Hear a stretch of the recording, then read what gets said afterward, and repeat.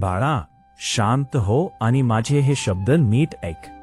आज मी तुझ्याकडे एक विशेष कारणमुळे आलो आहे. गेल्या काही दिवसापासून तुझ्या मनात जी प्रचंड उलथापालथ चालली आहे ना, ती मला पूर्णपणे समजली आहे. अरे वेड्या, तू जगासमोर कितीही हसरा चेहरा ठेवून फिरलास, लोकांना कितीही दाखवलंस की तू खूप सुखी आहेस, तरीही तुझ्या मनात चाललेलं युद्ध माझ्यापासून लपलेलं नाही. हो बाळा, मला तुझ्या मनातलं सगळं काही कळलंय.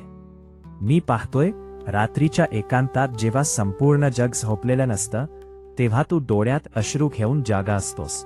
माझ्या का असं होतं? मी कोणाचं काय बिघडवलंय? माझ्या वाट्यालाच एवढी संकटन का? हे आणि असे अनेक प्रश्न तुला आतून पोखरून काढत आहेत ना. कधी पैशांची चिंता, कधी कुटुंबाची काळजी, तर कधी भविष्याची भीती. या सगळ्या विचारांनी तुझ्या मनाची शांतता पूर्णपणे हिरावून घेतली आहे. तुला असं वाटायला लागलंय की आता तुझे सगळे मार्ग बंद झालेत आणि तू या संकटांच्या चक्रव्यूहात कायमचा अडकला आहेस. पण माझ्या लाडक्या बाळा, डोळे पुस आणि आधी मनातून ही भीती काढून टाक.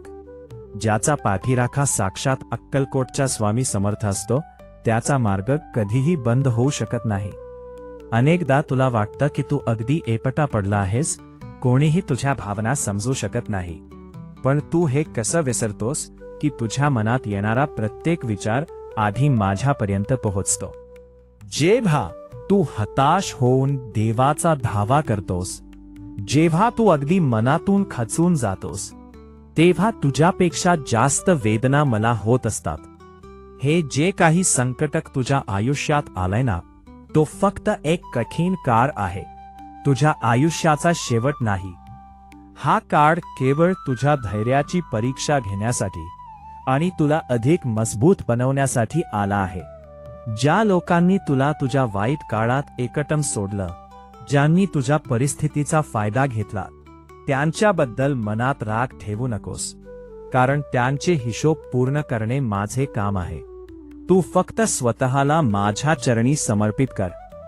बाळा, आता मनावरचा हा सगळा अनाठायी भार, ही चिंता आणि हे दुःख माझ्यावर सोडून दे. स्वतःवर अविश्वास ठेवणे बंद कर आणि ताठ मानेने पुन्हा उभा राहा. मी तुला शब्द देतोय, तुझ्या मनातल्या प्रत्येक प्रामाणिक इच्छेची काळजी घेण्याची जबाबदारी आता माझी आहे. तुझ्या आयुष्यातील हा कठंग, या अडचणी दूर करण्याचे मार्ग मी स्वतः मोकळे करणार आहे.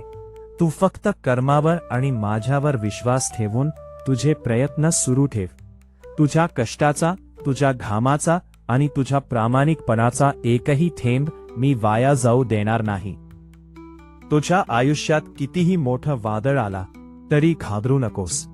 जोपर्यंत तुझा हा पाठीराखा खंबीरपणे तुझ्या मागे उभा आहे, तोपर्यंत या जगातली कोणतीही ताकद तुला हरवू शकत नाही.